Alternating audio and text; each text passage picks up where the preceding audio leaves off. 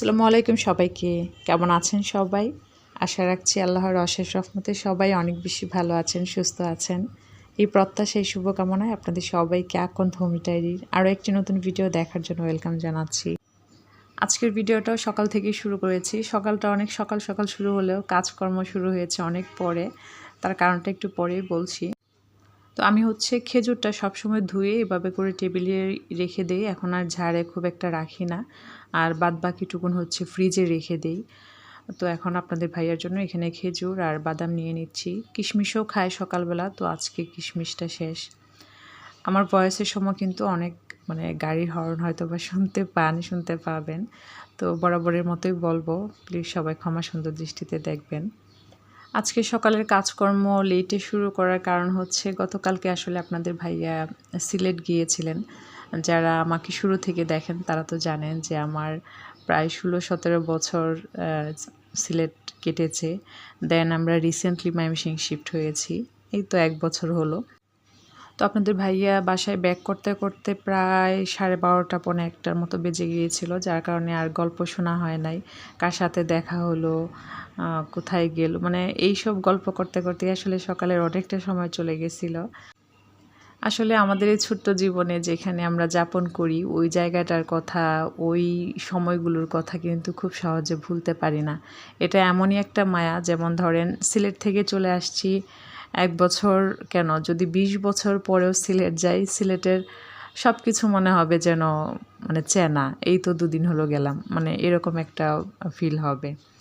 তো আপনাদের ভাইয়া আসার সময় বিরিয়ানি নিয়ে এসেছিল সিলেট থেকে। তো বাচ্চারা তো ঘুমিয়ে গিয়েছিল, যার কারণে আর রাতে খাই নাই। আমি ডিপে রেখে দিয়েছিলাম, এখন গরম করে দিয়েছি। আর এই যে সিলেটের এই প্যাকেটটা, এটা দেখে যে কতটা ইমোশনাল হয়ে গিয়েছিলাম আমরা সবাই, আমি, জাহিন, ফাউজি। কারণ এই রেস্টুরেন্টের খাবারের সাথে আসলে আমাদের অনেক স্মৃতি জড়িয়ে।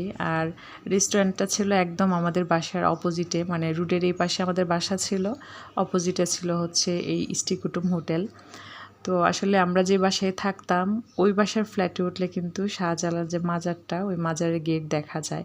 তো ইষ্টি কুটুম hotel, hotel Nurjahan, Britannia hotel, আমাদের বাসা, সব কিছু একদম পাশাপাশি ছিল। তো যাই হোক, গল্প করতে করতে আমি এখানে বিরিয়ানিটা গরম করে একই প্লেটে দিয়ে দিয়েছি। জাহিন, ফাউজি দুজনেই এক প্লেট থেকে খেয়ে নেবে। এটা কিন্তু আমি প্রায় সময় করতাম যখন ওদের স্কুল খোলা থাকে। দেখা যেত যে ফ্রাইড রাইস হোক বা ভুনা খিচুড়ি হোক বা ভাতটুকুনি খেয়ে যাক না কেন, আমি মেখে দিয়ে দুজনকে 2 চামচ দিয়ে দিতাম। কারণ সকালবেলাটা আসলে আমাদের এত ব্যস্ততা থাকে, যতই আমরা আগের দিন গুছিয়ে রাখি না কেন, তারপরেও দেখবেন যে ব্যস্ততা শেষ থাকে না। তো যাই হোক, আমি ওদেরকে খাবারটা দিয়ে আসলাম আপনাদের ভাইয়ার শার্ট আয়রন করার জন্য, পাশাপাশি ব্যাগটাও গুছিয়ে নিলাম। আর যেহেতু বাসায় গেস্ট ছিল, বুঝতেই পারছেন আমার অনেক কাজ জমে গিয়েছে, যার কারণে কিন্তু আমি একসাথে আয়রন করে রাখতে পারছি না। অনেকগুলো কাপড়ই জমে গিয়েছে। আমার বোন ছিল 5 দিনের মতো, তার মধ্যে আমি 3 দিন কাপড় ধুয়েছিলাম আর 2 দিন ধুইনি। একদিন কাপড় না ধুলে পরদিন মনে হয় যেন একদম কাপড়ের স্তূপ জমে যায় ঘরে। একইভাবে কাপড় যদি ভাঁজ করে না রাখা হয়, সেক্ষেত্রেও সেম। তো এখন কাপড় ধোয়াটা আমার অনেক বড় একটা কাজ, এগুলো ধীরে ধীরে করে নেব। আজকে কোনো কাজই করব না, এইসব এক্সট্রা কোনো কাজ করব না। যে কাজগুলো না করলেই না বেসিক, সেই কাজগুলোই করব। কারণ মেজো আপা যাওয়ার পর থেকে গত 2 দিন ধরে শুধু আমি ঘর গোছানোর কাজগুলোই করছি। আসলে মেহমান আসলে যতই আপনি মেনটেন করেন না কেন, তারা যাওয়ার পরে দেখবেন যে এক ধরনের ব্যস্ততা থাকে, বিশেষ করে ঘর অগোছালো। তো অ্যাজ ইউজুয়াল আমি কাজগুলো যেভাবে করি, যে আমার কোন কাজগুলো বেশি গুরুত্বপূর্ণ, কোনগুলো একটু কম গুরুত্বপূর্ণ, ওভাবে করে লিস্টিং করে দেন কাজগুলো করে থাকি। তো এর মধ্যে গত 2 দিন আসলে ঘুমের খুব বেশি অনিয়ম হয়েছে, কারণ আপনাদের ভাইয়া যেদিন সিলেট যায় একদম 5:30টায় রওনা দেয়, তো আমাকে অনেক ভোরবেলায় ওঠা লাগে। দেন আবার রাতে ব্যাক করে 1:45টার দিকে।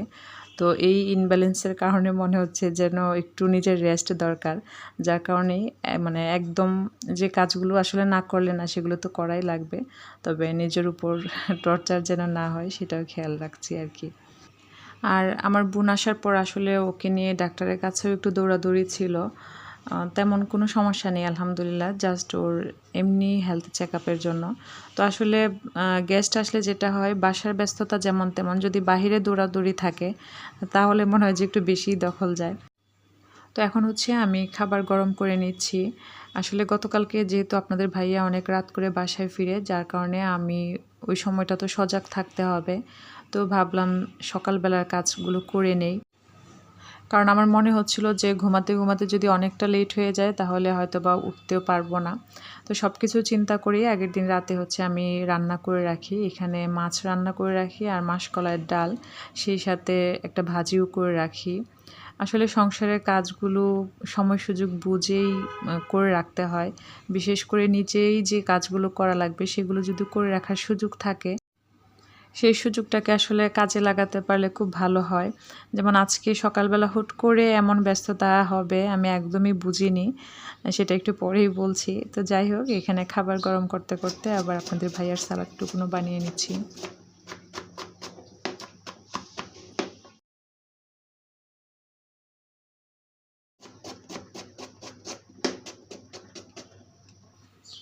সকালবেলার ব্যস্ততা হঠাৎ করে বেড়ে গিয়েছে কেন, আপনাদের ভাইয়ার সাথে আজকে ৩ দফায় হচ্ছে মানুষ দেখা করতে এসছে।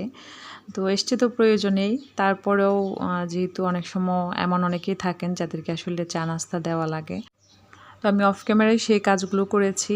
আর চা নাস্তার মানে চা নাস্তাটা তো বড় ব্যাপার না। দেখা যায় যে অল্প একটু নাস্তার আয়োজন করলেই অনেক বেশি থালাবাটি হয়। আর আমার যেহেতু ছোট কিচেন, প্রবলেম তো কিছুটা হয়ই। তো আবারও কল আসছে যে চা দিতে হবে। তো আমি এখানে হচ্ছে মানে চার পানি বসিয়েছি। আর তরকারিটা গরম হয়ে গিয়েছে। এখন আমি সার্ভ করে নিচ্ছি। এখন তো গরমের দিন, ফ্রিজে যে কোনো খাবার এমনিতেই তো টেস্ট থাকে না। তবে খাবার আসলে ফ্রিজে রাখার ক্ষেত্রেও বেশ কিছু নিয়ম থাকে যেগুলো ফলো করলে কিন্তু খাবারের স্বাদ খুব একটা নষ্ট হয় না। যেমন খাবারটা রান্না করার পর খুব ভালো মতন ঠান্ডা করে একদম এমনভাবে বক্সবন্দি করে রাখা যেন ফ্রিজের যে একটা গন্ধ সেটা আসলে তরকারির সাথে না মিশে, তাহলেই কিন্তু মানে আগের দিন রাতে রান্না করে পরের দিন খেলে আর টেস্টের হেরফের হয় না। অনেক সময় যদি একটু মানে ঢাকনাটা খোলা থাকে বা ঠিকমতো লাগানো না থাকে, সেক্ষেত্রে দেখবেন যে কেমন যেন গন্ধ হয়ে যায়। তো এখানে হচ্ছে জাহিন স্কুলে যাবে, তো ও তো ফ্রাইড রাইস খেয়েছিল। আর আজকে হচ্ছে ওর স্কুলে কম্পিটিশন ছিল, যার কারণে স্কুল টাইমিংয়ে ওর স্কুল ছিল না, অনেকটা লেটেই ছিল। তো ওকে বললাম যে তুমি অল্প করে ভাত খেয়ে যাও, যেহেতু ভাতটাও রান্না হয়ে গিয়েছিল। আর সরি, ফ্রাইড রাইস না, ও আসলে বিরিয়ানি খেয়েছে। তো কথা বলতে বলতে কিন্তু এরকম অনেক সময় অনেক কথায় ভুল হয়ে যায়। তো সবসময়ের মতো বলবো যে আমার ভিডিওর যে কোনো ভুল ত্রুটি আপনি চাইলে আমাকে কমেন্টসে জানাতে পারেন। তো এখানে আমি চাটা বানাতে গিয়ে মানে কাজ কমাতে গিয়ে কাজ বাড়িয়ে দিয়েছি। আসলে এমনিতেও দেখবেন তাড়াহুড়া করলে কাজের আরও আমি দেখেছি যে লেট হয়। তো এই আমি যে হাঁড়িতে আর কি চায়ের পানিটা বসিয়েছিলাম ওইটা দিয়ে ঢাললে কিন্তু পড়ে যায়, যার কারণে আমি ওই মিল্ক পটের সাহায্যে দিতে চেয়েছিলাম। আর এভাবে করে চাটা বানালে না খুব বেশি মজা হয়, মানে চায়ের যে একটা গাঢ় ফ্লেভার সেটা পাওয়া যায়। তো এখানে 2 কাপ চিনি দিয়ে আর 1 কাপ ছিল হচ্ছে চিনি ছাড়া। তো ভাবলাম আমি নিজেও একটু ব্ল্যাক টি খেয়ে নিই। ব্ল্যাক টিটা আমার আপনাদের ভাইয়ার ভীষণ পছন্দ। আমরা এইভাবে চায়ের ছাঁকনিতে চা দিয়ে দেন হচ্ছে গরম পানি ঢেলে চাটা করে থাকি। কেউ যদি এভাবে না করে থাকেন ট্রাই করে দেখতে পারেন। খুবই মানে গাঢ় লিকারের যে একটা স্মেল সেটা পাওয়া যায়। খুব বেশি ভালো লাগে আসলে আমাদের কাছে। তো এখানে আপনাদের ভাইয়ার খাবারটাও রেডি করে নিলাম। ভিডিওর এই পর্যায়ে আপনাদের সবার প্রতি মন থেকে অনেক অনেক কৃতজ্ঞতা জানাচ্ছি, যারা সবসময় আমাকে সত্যি অনেক বেশি অ্যাপ্রিসিয়েট করেন। আপনাদের ছোট্ট একটা লেখাতেও আমি খুবই ইন্সপায়ার হই। আর আমার চ্যানেলে অনেক আপু ভাইয়ারা নতুন যুক্ত হয়েছেন। আপনাদের সবার জন্য আমার অনেক অনেক দোয়ার ভালোবাসা থাকলো। তো আপনাদের ভাইয়ার খাবারটা দিয়ে আমি আবার আমার ব্ল্যাক টিটা নিয়ে চলে গেলাম বারান্দায়। আসলে এই সময়টা যে কি পরিমাণ ভালো লাগা কাজ করে, মন চায় ঘন্টার পর ঘন্টা বসে থাকি। এই যে সকাল ৯টা ৯:৩০ দিকে, সেটা আসলে মন চাইলেও করা সম্ভব না, কারণ ওই যে সকালবেলার কাজগুলো শেষ না হওয়া অবধি একটা অস্থিরতা কাজ করে নিজের মধ্যে। আর মনে হয় যে 10 মিনিটের জন্য যদি আমি বসে থাকি তাহলে আমার কিচেনের কাজের ক্ষেত্রে দেখা যাবে যে 1 ঘন্টা লেট হয়ে যাবে। এই জন্য চেষ্টা করি যে দিনের মূল কাজ শুরু করার আগে যেন নিজেকে সময় দিতে পারি।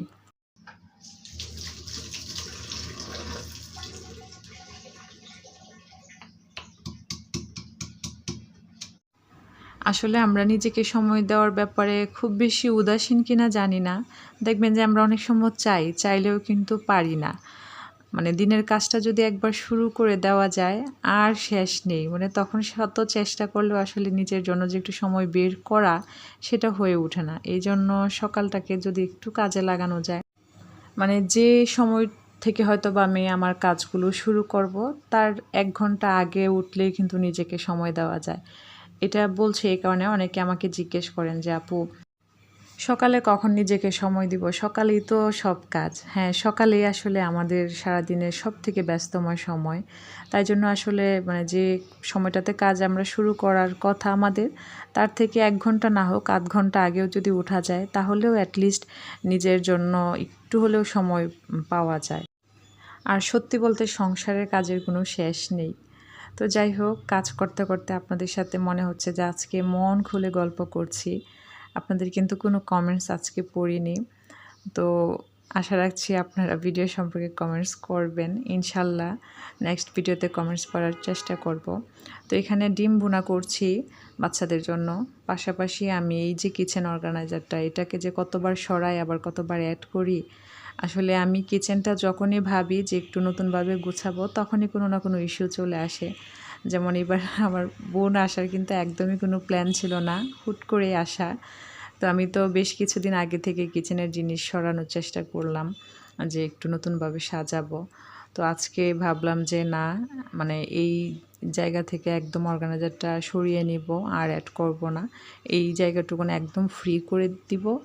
দেন এটাকে হয়তোবা উপরে সেট করব। তো দেখা যাক কতটুকুন করতে পারি। সত্যি বলতে এই ছোটো কিচেনটাকে নিজের কাজের সুবিধা অনুসারে সুন্দরভাবে গুছিয়ে রাখার জন্য আমার চেষ্টা সবসময় অব্যাহত থাকে।